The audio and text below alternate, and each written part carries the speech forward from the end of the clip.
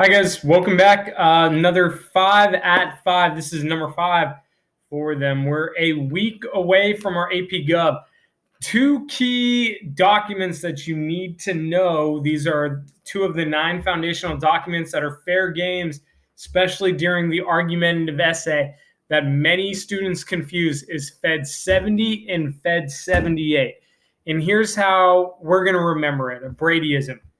Federalist 70, an energetic president, is the remedy. Federalist 70 is all about the executive branch and why we need one or a unitary energetic president. And I'll explain what that is. So, Fed 70, an energetic president, is the remedy. The other Federalist that gets confused is Fed 78. And here's our Bradyism. Fed 78, an independent judiciary branch, is great. And just so you remember it, just think of the Constitution. Article 1 is the legislative branch. Article 2 is the executive branch, our president. Article 3 is the judiciary branch, the Supreme Court.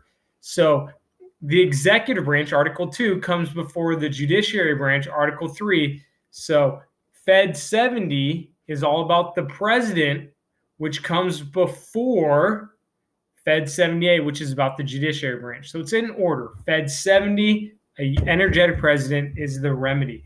And the main argument here is calling for a single president, one person. Why one person? Well, if there's a group of people like Congress, well, then they can argue. There can be some difference of opinions. Those difference of opinions are going to cause slowdowns. So one person as our executive, like we have, allows one person to make a decision. Boom, they're energetic. That decision is happening. This is especially critical in times of crises. For example, if we're facing a war or a pandemic, our president can act. We don't need to get into any of that bickering that Republicans and Democrats might get back and forth in the House because, it's a divided government.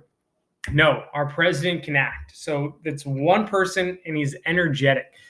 The other argument for the single president is that having one person makes that individual accountable, right? If there were 5 presidents, well, it was President A and President B and not President C and D, so don't blame them. No, if there's one person and that policy messes up, that's on you. The buck stops with you. So having one president makes sure that they're accountable. The other arguments within regards to Federalist 70 is that it helps prevent the tyranny of the majority. In the legislative branch, Congress, in order to pass the law, you need a majority, right? So the majority, though, can come up with some unjust laws. Just because a lot of people like it doesn't mean that it's a good law. The president, being a single actor, one person, has the ability through the presidential veto to check any laws that Congress passes to help prevent the tyranny of the majority. The president, being a single actor, can, with the veto, checks and balances, Fed 51, can prevent the legislative branch from coming and passing a law. Why do we not have to worry too much about the executive being too strong? This is like what Brutus is saying, that the federal government is too powerful. And we can't just have one person being the leader. That would look and resemble a king. We're fearful of kings because kings can take away liberties and they can act tyrannical. So how do we prevent that? Well, a couple ones. One, you instill term limits, right? So make sure that the president can only serve for 2 terms of office. At the time of the Constitution was enacted, there weren't term limits, but we believed that our presidents would instill and live up to just having term limits. So by the fact that there's term limits, they can't do too much damage, right? If I was gone for a week, well, my substitute can't do too much problems, right? So if there's only a principal, only a president for X amount of years, well, there's only so much trouble they can get into. The other is having a presidential salary, allowing the president to get some money for his effort that he does. This allows the president to take kind of pride in his work to make sure that you have people that are doing a good job. The fact that you make maybe the salary pretty strong, it encourages the best applicants to want to be the president. So Fed 70 is all about why we need a single energetic president, why we need not worry about one person becoming tyrannical, becoming a king.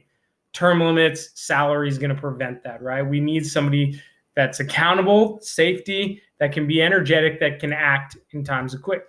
Fed 78, an independent judiciary is great. In Brutus 1, the Anti-Federalists were saying that an independent judiciary, a branch of government that serves for life, because we're proposing that our judiciary branch has life terms. Well, couldn't that mean that they act, against the wills of the public and act in a bad way? So how do we prevent and check that? Well, there's a couple of things. One, the judiciary branch is not that strong. We don't need to worry about it. They don't have the power of the purse. They don't have any military. They don't have the power of the sword to enact and support their decisions. So just slow up. Slow your roll, Anti-Federalists, because the judiciary branch is not that strong. No power of the purse. They can't appropriate money. They can't enforce their laws.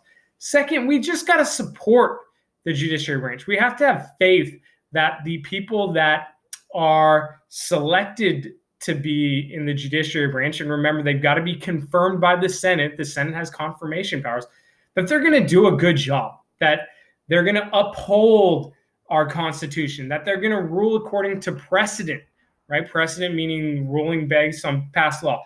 So they can't stray too far from what has already been established. The third is we need the judiciary branch. Congress, through the tyranny of the majority, like it just described, has the ability to create bad laws, right? So how do we have a safeguard to make sure that Congress isn't passing bad laws, even if though the majority of the population might support them, they're still bad laws, right?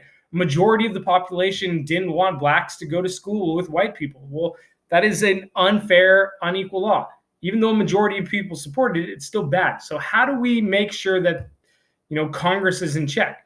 We allow the judiciary branch to be independent. We give them the power of judicial review.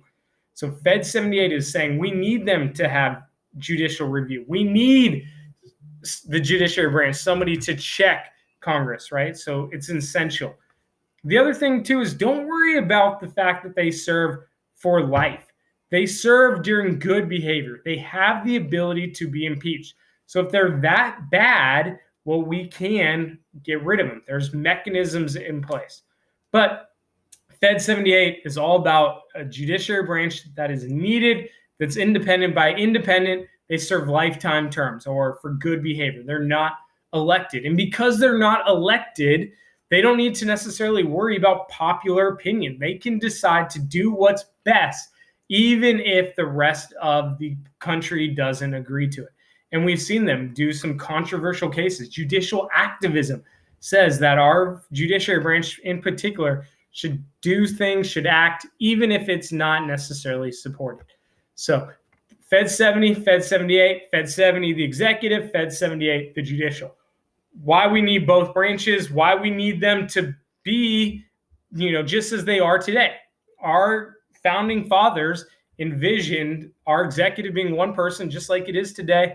They envisioned our judiciary branch to be lifetime servants, just as they are today. So they did a really good job with that. So hope you get that. It's a big concept. I bet you see these documents. That's my, guarantee. I'm not guaranteeing, and I'm betting that you'll see this. So all the best to you.